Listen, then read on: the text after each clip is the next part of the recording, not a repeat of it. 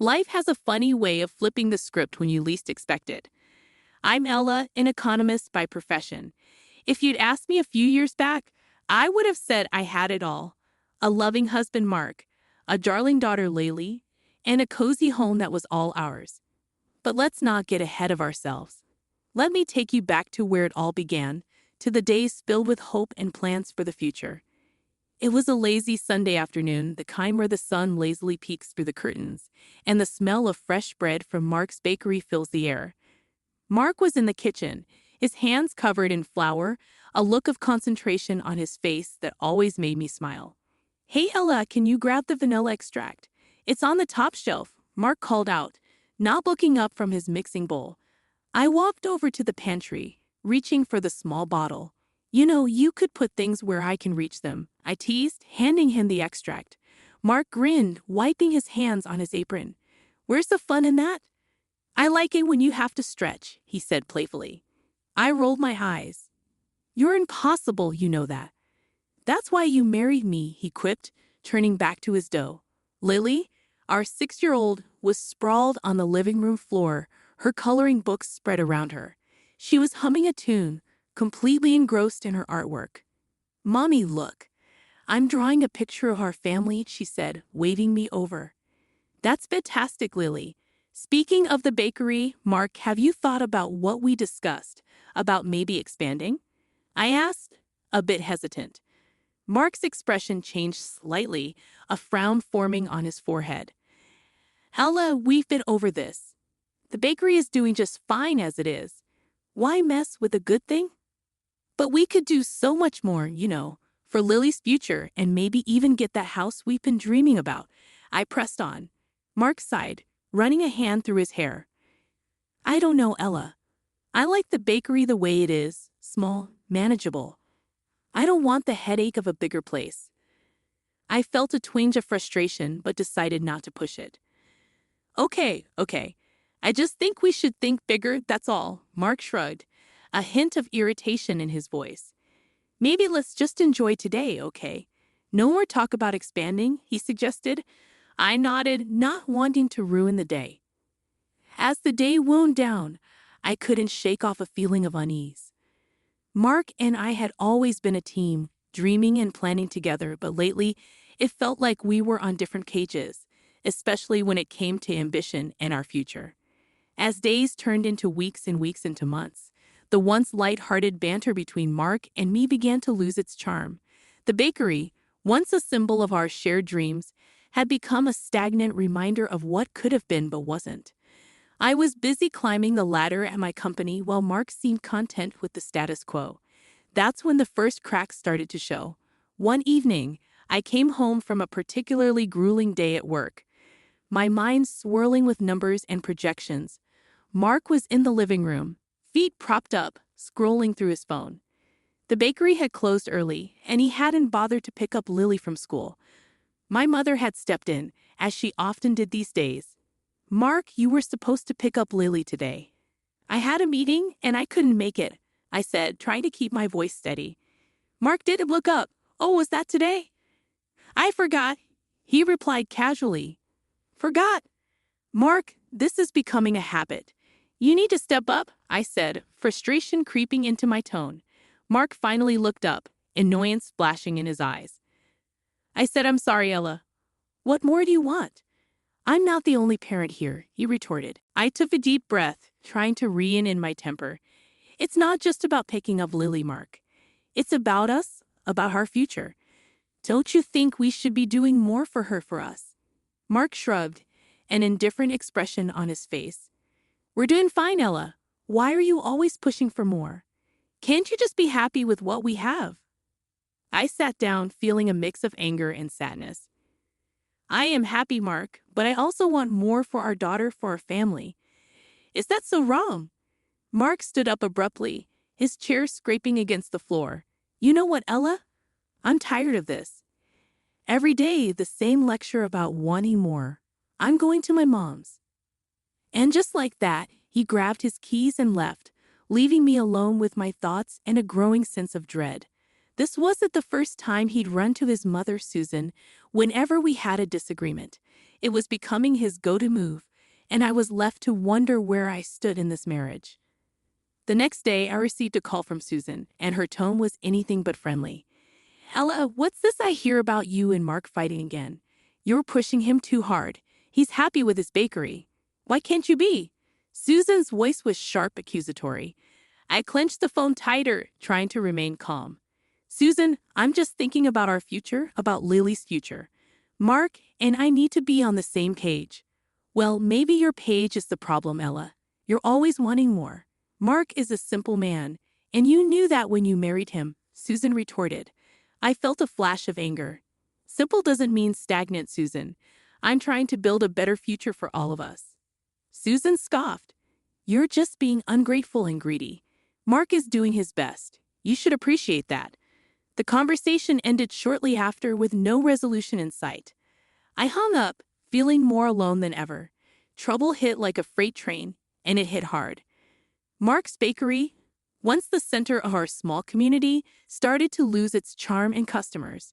Bills piled up, and the once cozy bakery felt more like a sinking ship. I was pulling extra hours at work, trying to keep us afloat, but it felt like bailing water out of a boat with a hole in it. One evening, I came home to find Mark slumped at the kitchen table, a stack of bills in front of him, his face a picture of defeat. Mark, what's going on? I asked, a sinking feeling in my stomach. He looked up, his eyes tired and red. The bakery, Ella. I can't keep it running anymore. We're bleeding money? My heart sank. What are we going to do? We have Lily to think about, I said, my voice trembling. Mark ran his hands through his hair, a gesture of frustration. I'd become all too familiar with I don't know, Ella. I really don't. I never thought it would come to this. I sat down beside him, trying to process the news. Well, maybe it's time to consider other options. You could look for a job, at least until we figure things out, I suggested. Mark's expression hardened. A job? What, and work for someone else? I'm a business owner, Ella, not some office drone. He retorted. I tried to keep my voice calm. Mark, this isn't about pride. It's about our family, about making ends meet. He stood up abruptly, his chair scraping loudly against the floor. I don't need a lecture, Ella. I know what's at stake. And with that, he stormed out of the room, leaving me with a pile of unpaid bills and a head full of worries. The next day, I decided to talk to Susan, hoping she might be able to get through to Mark. I dialed her number, my hands shaking slightly. Susan, it's about the bakery. Mark's really struggling, and I think he needs to consider looking for a job, I said, trying to sound diplomatic. A job? My son is not going to work for someone else. He's a business owner, Ella. He's better than that, Susan snapped. I clenched my jaw, trying to keep my frustration in check. Susan, the bakery is closing. We have bills to pay, a daughter to raise. This isn't about being better than anything. It's about survival. Susan scoffed. Survival? You always exaggerate, Ella. Mark will figure it out. He doesn't need to stoop to being an employee. The conversation went nowhere, and I hung up feeling more helpless than ever. Mark's refusal to face reality, combined with Susan's delusional support, was a recipe for disaster. That night, Mark and I sat in silence, the tension between us thick enough to cut with a knife. I wanted to scream, to shout, to shake some sense into him, but I knew it would be pointless. The closure of the bakery brought more than just financial strain. It tore at the very fabric of our family life. Mark, once a bustling business owner, now spent his days idly lounging around the house. I'd come home exhausted from work, only to find dishes piled in the sink, laundry undone, and Lily left to her own devices. One evening, I arrived home later than usual, my head throbbing from a day crammed with meetings. The house was in disarray, and the sight of Mark on the couch, beer in hand, watching TV, was the last straw. Mark, what the hell? Look at this place. Can't you at least tidy up a bit? I snapped, my patience wearing thin. Mark looked up, unfazed. Oh, come on, Ella. I'm not your maid, and I had a rough day. I was flabbergasted. Rough day doing what, Mark? You've been sitting here all day. He shrugged, taking another swig of his beer. I'm dealing with stuff, okay? It's not easy losing your business. I threw my bag down, frustration boiling over. And you think it's easy for me, working all day to keep us afloat while you do nothing. Mark stood up, his face a mask of anger. I'm not doing nothing, Ella. I'm trying to figure things out. Figure what out, Mark? How to avoid responsibility. We have a daughter, for God's sake, I retorted, my voice rising. He shot back. Don't you think I know that? I don't need you nagging me every day. The argument escalated, with harsh words and accusations flying back and forth. Lily, hearing the commotion, came into the room, her eyes wide and scared. Mommy, Daddy, please stop yelling, she pleaded, her voice small and shaky. We both fell silent, the anger dissipating as we looked at our daughter. Mark muttered something under his breath and walked out, leaving me to comfort a crying Lily. Lately, the days that followed were a blur of silent meals, curt exchanges, and an ever-widening gulf between us. I was struggling to keep it together, juggling work, household chores, and caring for Lily, while Mark seemed to retreat further into his shell. The tension in our house had become a constant, like some unwelcome guest who had overstayed their welcome. But nothing prepared me for what came next. It started with small amounts of cash disappearing from my purse. At first, I thought I was just being forgetful, but then the amounts grew larger. One evening, after noticing another missing $50, I confronted Mark. He was in the living room as usual, eyes glued to the TV. Mark, have you been taking money from my purse? I asked, trying to keep my voice steady. He didn't look at me. What? No, why would I do that? I felt a surge of anger. Because it's missing, Mark, and I know I didn't spend it. Mark finally turned to face me, his expression defensive. Look, I needed some cash, okay? It's not a big deal. I was incredulous. Not a big deal? It's stealing, Mark, from your own wife. He stood up, his voice rising. I don't mean a lecture, Ella. I took a bit of cash for beer. It's not like I'm blowing it on something stupid. I couldn't believe what I was hearing. Beer? You're stealing money for beer while I'm working day and night to keep the family together? Mark's face hardened. Yeah, beer. It's not like I have much else to enjoy these days. I felt a mix of anger and sadness. That's your excuse. I'm out there busting my back, and you're here drinking away our money. Mark scoffed. Oh, please, you're always so dramatic. It's just a few bucks. I took a deep breath, trying to calm down. This isn't just about the money, Mark. It's about trust. How can I trust you if you're stealing from me? Mark didn't answer, just turned back to the TV, effectively ending the conversation. The next day, I made a decision. I called Susan to talk about the situation. It's about Mark. He's been taking money from my purse for beer. I said, trying to keep my emotions in check. Susan laughed, a harsh, grating sound. Oh, Ella, you're making a mountain out of a molehill. He's just having a tough time right now. I couldn't believe her response. Susan, he's stealing from me. How can you just brush that off? Susan's tone was dismissive. He's your husband, Ella. What's yours is his. Besides, it's just a bit of cash. I felt a flash of anger. Just a bit of cash. That's not the point, Susan. He's not contributing anything, and now he's taking what little we have left. Susan was unyielding. Well, I don't see the problem. He needs to unwind. You're being too hard on him, she insisted. I hung up, realizing that talking to Susan was pointless. She was never going to see things from my perspective. One morning, I woke up to find Mark's side of the bed empty. That wasn't unusual these days. But as hours turned into a full day without a word from him, worry started to set in. I called his phone repeatedly, but it went straight to voicemail. Finally, after a week of silence, I heard the front door open. Mark walked in, looking different. There was an unfamiliar air of confidence about him. He wasn't alone. His mother, Susan, strutted in behind him with a smug look on her face. Mark, where the hell have you been? I've been worried sick, I exclaimed, a mix of relief and anger washing over me. Mark looked at me, a smirk on his lips. Oh, Ella, always so dramatic. I have news. I was confused. News? What news? He pulled out the lottery ticket, waving it in front of me. "This, my dear Ella, is our ticket out. I won, Ella. I won $10 million. My heart skipped a beat. "What? How?" Susan chimed in, her voice dripping with condescension. "He bought a lottery ticket with your credit card. Looks like it was a smart investment after all." I was stunned, my mind racing. "My credit card? You used my credit card without asking?" Mark's smirk grew wider. "Well, I needed something to cheer me up after all the nagging, and look, it paid off."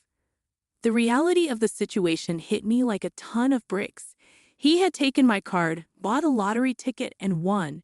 It was almost too much to take in. "But Mark, that's our money then. We won," I said, still trying to process the news. Mark's expression turned cold. "No, Ella, I won. And with this money, I'm starting a new life without you." I felt as if the floor had been pulled from under me. "What are you saying?" He was blunt, his words cutting deep. "I'm saying I'm leaving you, Ella. I'm tired of this life, tired of you. I want a fresh start, and now I can afford it." Susan laughed, a cruel sound that made my skin crawl. "Oh, Ella, you really thought you were so smart, didn't you? But you see, you've underestimated my son. He's a winner, and you're just left with nothing." Mark grabbed a suitcase he had apparently packed earlier. "I'm moving in with Mom. You can keep the house and whatever else. I don't need it anymore." Reeling from Mark's departure and his shocking betrayal, I knew I had to act fast. The first thing I did was call a lawyer, Mr. Jacobs, a no-nonsense man who had a reputation for being tough and fair. "Mr. Jacobs, my husband won the lottery with a ticket he bought using my credit card, and now he's leaving me and taking everything," I explained, my voice shaking with emotion. Mr. Jacobs listened intently, his voice calm and steady. "All right, Ella, let's meet tomorrow. We'll go over everything, and I'll see what we can do." The next day, I sat in Mr. Jacobs' office, poring over bank statements and the credit card transaction that showed the purchase of a lottery ticket. "Based on this, we have a strong case," Mr. Jacobs said, his eyes scanning the documents. "The ticket was bought with your money, which means you have a claim to the winnings." I felt a glimmer of hope. "So what's our next step?" "We file for a court injunction to freeze the lottery winnings until this is sorted out legally. Then we prepare for a court battle," he replied, his tone determined.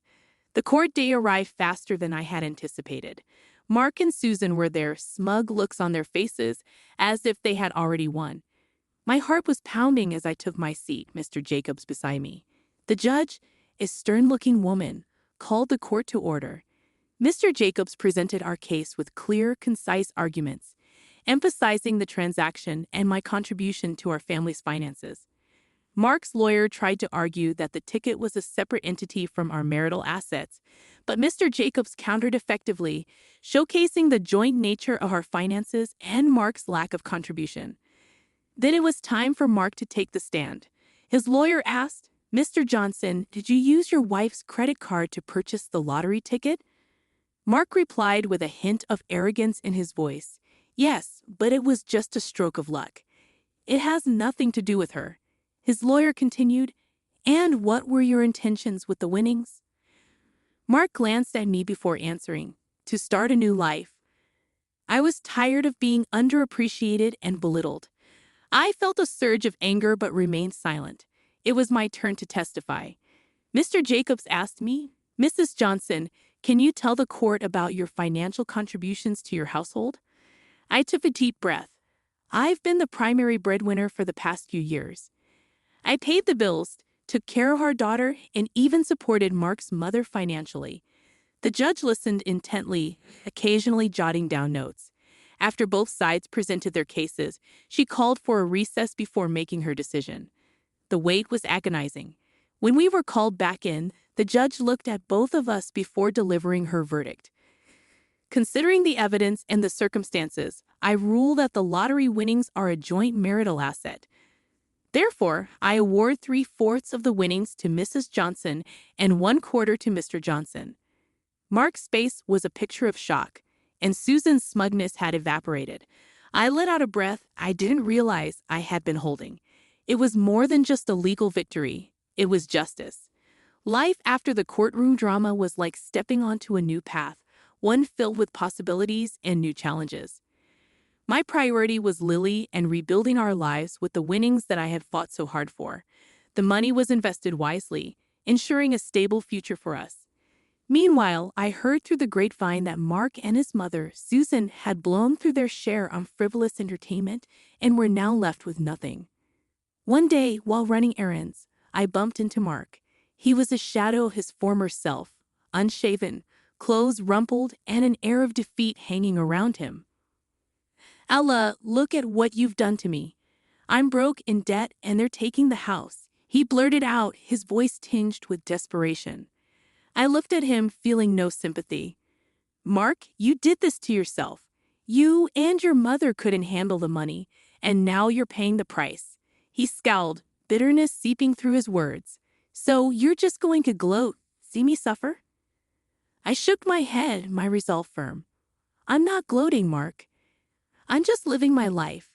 You made your choices, and I made mine," I said, cutting him off as he tried to interject. "You know, Mark, you and your mother never forgave me for taking what was rightfully mine. You spent your share without a thought for the future. That's on you." Mark's face twisted with anger, but there was a hint of regret in his eyes. "You could have shared more, you could have," he muttered. I interrupted him. "I could have what, Mark? Bailed you out after you betrayed me? After you and your mother laughed in my face? No. I've moved on." He stood there defeated as I walked away. In that moment, I realized how far I had come. I had faced betrayal and heartache, but I hadn't let it break me. Instead, I built a better life for Lily and me, a life built on hard work and smart choices.